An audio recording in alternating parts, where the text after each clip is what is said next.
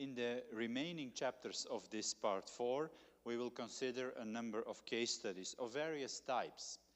That means various data types, also various natures of study designs, etc. So, for example, in this chapter 26, we will go to the NTP, the National Toxicology Program data, where we have cluster data.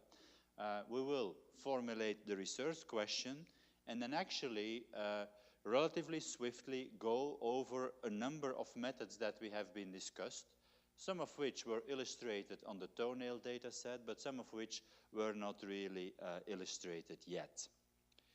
So, the research question, if you remember, is, well, we have fetuses that are exposed through the mother to a toxic agent at a specific dose. And the question really is, what is the dose-response relationship on malformations, for example, a set of malformation. So this means we have a dose-response relationship, which we can picture for ourselves as a linear function. And that linear function is then connected to a probability through a logit link. And that probability is definitely conditional on dose. But depending on the model family that we are considering, it may further depend on, for example, random effects, or, for example, on different outcomes. If it depends on different outcomes, we are in the conditional family. If it depends on random effects, we are in the hierarchical family. If it's none of the two, then we're in the marginal family. And then, in addition, we have to choose an association parameter, which could be an odds ratio, conditional or marginal, depending on the model family we're in, a correlation or a transformation thereof. So, without further ado, let's go to the conditional model. And because we have cluster data where the cluster structure is in a way amorphic, without structure, we could think of a, for example, a conditioning on all the other outcomes. For example, what is the probability of fetus J belonging to mother I to be malformed, given that none of the other fetuses is malformed? Well, clearly, even if you don't think about it very long, it's clear that that probability is going to be smaller than the marginal probability, because if nobody else in your cluster, in your family, in your litter, for example, is malformed, you seem to be in, perhaps genetically, a better shape than if the reverse is true. So the fact that this probability may be lower than the marginal one is not something we need to worry about or for which there are deep or profound explanations. No, it's just something that is kind of naturally happening, of course. So we go for the quadratic version, meaning that we have pairwise associations, but the higher order associations are not modeled, or they are not really they're not really let free. They may be set equal to 0, for example. So we will get a few times tables like this, which are relatively easy to read. If you've seen one, you've seen all of them, but the numbers may be different. For example, for the DAHP outcome or for the ethylene glycol outcome, we have for every one of those outcomes a column. And in that column, we look at 4 outcomes. One is there external malformation, yes or no? Visceral malformation, skeletal malformation, or collapsed, that is any one of the previous 3 present? So the collapsed outcome is yes. If one of the others is present, 2 of the others are present, all 3 are present. So the only way to not have the collapsed outcome is by being free of any malformation. We get, like we often do, 2 standard errors, and you may say, hey, 2 standard errors, isn't that the privilege of generalized estimating equations? Well, the answer is actually no, because you can also here say, hey, wait a minute, the higher order association is neglected. So maybe there is a mistake because of that, and therefore you can apply the sandwich, i.e. the robust estimator here as well. At any rate, if you cycle through the tables, you will see for the beta D parameter, over and over again that it's significant. So no matter what, we establish a significant dose-response relationship in all cases, usually strong to very strong. Okay, that for the conditional model. We leave it there for now. Now we go to the Bahadur model, where we have a regression relationship just as before, except it's marginal. We don't condition on anything else. Now, the Bahadur model is given here for illustration because this one is actually not so commonly available in standard software, and it's also hard to fit. But for illustration and for comparison with other methods, it's indeed very useful, because don't forget that the Bahadur model can be seen as the parent, fully specified model underlying the GEE approaches. We look for the pairwise case. The pairwise case means that we explicitly model the pairwise association, and even though it's full likelihood, we neglect, we set equal to 0, the higher order association. The Bahadur model features correlations, as I said, and those correlations are not modeled directly, but through Fisher's Z transform. Okay, if you do a comparison with the previous table for the conditional model, you will see indeed that the parameters here get quite a bit bigger in absolute value, but we explained why. This is marginal, and a moment ago we conditioned on all the other outcomes being free of malformation within that particular litter. Beta D still has the dose effect, but not conditioning on anything, the marginal dose effect, which, by the way, for many applications may well be the quantity of strongest interest. And then we have beta A, which is the Fisher-Z transformed correlation, and then if you're close to 0, with this particular definition of the transformation, the actual correlation is usually very close to half of the Fisher-Z transform. That's not true if you have correlations far away from 0, but close to 0, the two functions are almost linearly related. One is half of the other.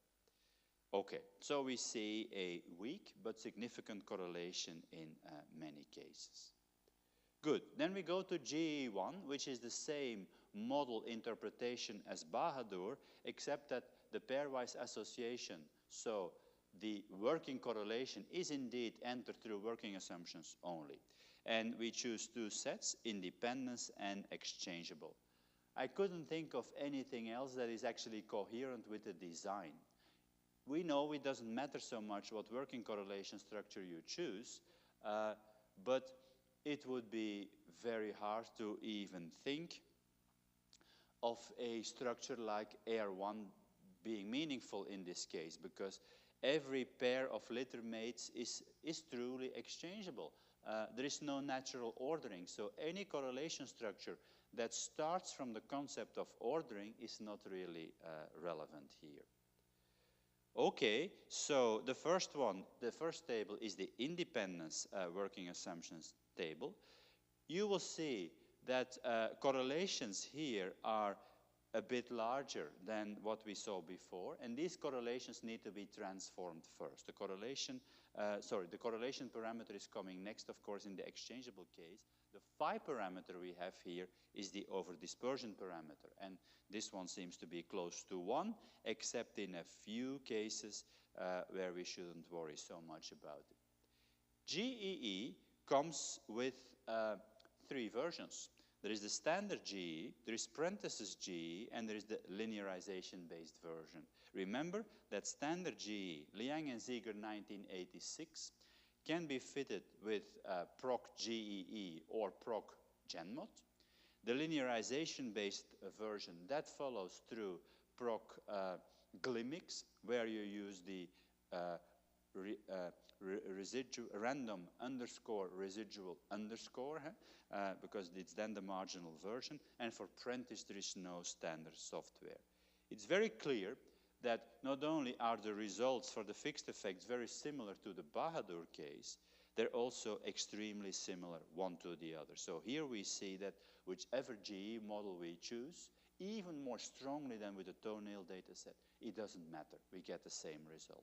There are different estimation methods, but we're generally estimating the same model with very, very similar working assumptions. And this is then the version with a slightly higher efficiency, because the correlation structure, the working correlation structure, I should say, is likely much closer to the truth. But this is the version where we assume exchangeable. So apart from an over-dispersion parameter, we now also have a correlation. And that correlation is still relatively weak. Note that there is no standard error to the correlation because it's a working correlation. It's not part of the full formal inference, as we said before.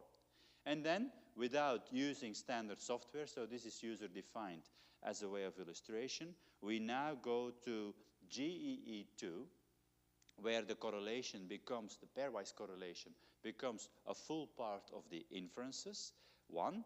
And then the third and the fourth order moments are set equal to 0, or the third and the fourth order correlations are set equal to 0 by way of working assumptions. So we now have correlations. Not only do they seem a little smaller than with GE1, they also come with a standard error. So in GE2, yes, it's more work to get the parameters estimated, but you also get a correlation and the corresponding standard error, so you can make inferences about it. But for the fixed effects, the dose effect in particular, we still get very similar conclusions. And then to conclude the collection of GEs and related methods, there is alternating logistic regression, where, remember, the odds ratio now features the role of correlation or association function. We still have the same marginal logit function, and we can make inferences about these associations. They're not correlations again. Alpha is the log odds ratio, psi is the exp of it, you can check. E to the power alpha is psi in all of these tables. Again, once again, the fixed effects are the same as they used to be. And the other parameters are, the intercepts, for example, are also very similar to what we had before. Of course, comparing the association here, the odds ratios, in other words, or the log odds ratios, to the correlation counterparts of the previous models is not a very easy task. Yes, people have played around with Taylor series to compare them, but frankly, they're different association parameters. And then we go to a hybrid, or a model that is sitting on the fence, as we could call it, the beta binomial model. Because the beta binomial is genuinely inspired by random effects. It's generated through a random probability that is generated from a beta distribution, remember, so it is a hierarchical model. But just like in the linear mixed model, the beta and the binomial distributions are conjugate. And conjugacy implies that the parameters do have a marginal interpretation. And that's the whole issue of the previous chapter. The logit link with normal random effects, there is no conjugacy around whatsoever, which is why the hierarchical and the marginal functions are different in shape, etc. It's not true here in the beta binomial case. It's not true in the negative binomial case for Poisson data, for example. It's not true when you combine, for example, the exponential with gamma random effects in the case of time to events. So in other words, for every data type, there is a model, an ad hoc model we could call it, but not so ad hoc because it has this nice feature. And what is this nice feature we are talking about? Well, it is a hierarchical model, but with parameters that have a marginal interpretation. Okay, what we see here is two phenomena. The fixed effects are still very close to their marginal model counterparts, but that's what I just explained. The model has as fixed effects, beta 0, beta d, in this case, with a marginal interpretation. The correlation is the correlation, just like in the GE models, just like in the Bahadur model. But if you compare them, you will see that this correlation is typically a bit higher than in the previous models. The reason is very simple. The correlation in the beta binomial model is unrestricted. Every valid correlation matrix of, say, dimension n of an exchangeable type. That means every correlation between -1 over n minus 1 with n the cluster size on the one hand, and 1 as an upper limit on the other hand is valid. And that's not true with the Bahadur model. I mentioned that when the Bahadur model was introduced, but there is also restrictions in the GE case, less so, but they are there. Well, the beta binomial model is as unrestricted as it can get. The only restrictions come from the requirement that the correlation matrix needs to be positive definite. Yeah, that's true too in all other cases, but there are other model-induced restrictions that are, in other words, parametrically induced. We don't have that here. So that's also a consequence, without going into the mathematical details, of conjugacy, which indeed is a very beneficial property. Okay, let it be beneficial or not, but we leave it behind. Now we go to the generalized linear mixed model, where we combine a logit with a normal random effect. And again, you can deal with it now with a whole plethora of estimation methods: Gaussian quadrature, adaptive Gaussian quadrature, Laplace approximation, PQL, MQL, PQL2, MQL2. We're not going to do all of them, but we're doing a few of them. So quadrature being the standard approach, the norm, the best approach, we see that Laplace in this case is not so very far off. And in all fairness here, for this case, because the correlation is much weaker, the downward bias we see with PQL is less severe than with the toenail data set, where the random effects variance was strong. The correlation weak means also the variance of the random intercept weak. That goes together. If there is no correlation between the repeated measures, the random effect would have variance 0. Now the correlation is small. The random intercept variance is 1.27. 1.27.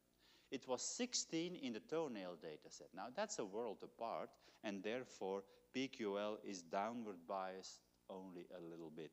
MQL, though, is even here a little further downward biased. Okay, so we will now look for the external malformation in DEHP. We'll create a summary table. Of course, we can create 12 of those summary tables for each of the outcomes, external, visceral, skeletal, and combined, and for each of the 3 outcomes. But we're going to look at only one. The conclusions, the qualitative conclusions, are the same everywhere. So, for the conditional model, we have parameters that are a little smaller than for the other models, because we condition on all the outcomes being 0, all the other outcomes in the litter being 0, being non-malformations. So what is the probability of a malformation that none of my brothers and sisters is malformed? Lower. Huh? The marginal models that do include interpretation-wise the beta binomial model, they seem to be widely different models and widely different estimation methods. In fact, it's not. They're all logistic regressions, marginal logistic regressions that are combined in one way or another with an association method. Fully specified in the Bahadur model, induced by a random effect in the beta binomial model, but marginally interpretable, through working correlations of the first order or the second order in the GEs, and ALR its own version with the odds ratio. So they're all very similar. And then what stands out is, of course, the random effects models, where the parameters, and I should really look at the quadrature-based parameters, but let's focus on the dose effect, where the parameters are actually larger in absolute value. But we've studied that in the previous chapter. Okay, so the relationship between the parameters, that's what I've indicated here. Conditional smallest, random effects largest. Now, by the way, I could actually turn the conditional relationship around. If I would condition on all the other fetuses malformed rather than non-malformed, my probability would go up, of course. It just depends on what I condition upon. That's not the same as with the random effects. In the random effects model, it's throughout the board that I will get parameters in absolute value larger than their marginal counterparts. And then a different phenomenon, specifically for the models featuring correlation. The beta binomial model is as unrestricted as it comes on the correlation. Bahadur is heavily restricted, and the GEEs are somewhat in between. That's what we observe. Okay. And that's summarized here at the top of this particular slide. And I wanted to mention that, of course, even though we now have estimated the dose effect parameter, for example, in a large number of ways, it's not everything that's possible. We can still think of more models. And people are, as we speak almost, developing more models. There is pseudo likelihood, etc. But I think we have a fair, good overview of the modeling continent that we can consider. Okay, so again, the random effects in a generalized linear model, they behave a little differently from what you may think intuitively. On the Logit scale, no. If you just say, I'm interested in the Logit scale, nothing else, well, the Logit scale is a linear function. If you now take the expectation over the random effect, you just set it equal to 0. But on the probability scale, the B enters in a nonlinear fashion, and taking the expectation is not so easy. So you can say the Logit and the probability scale, they're equivalent. Yes, they are. Given a random effect, they're equivalent. But that given the random effect is a troublemaker. Random effects, random variables you have anyway over which you take expectations, they behave nicely in the linear case. Otherwise, they don't, and the comparison is lost.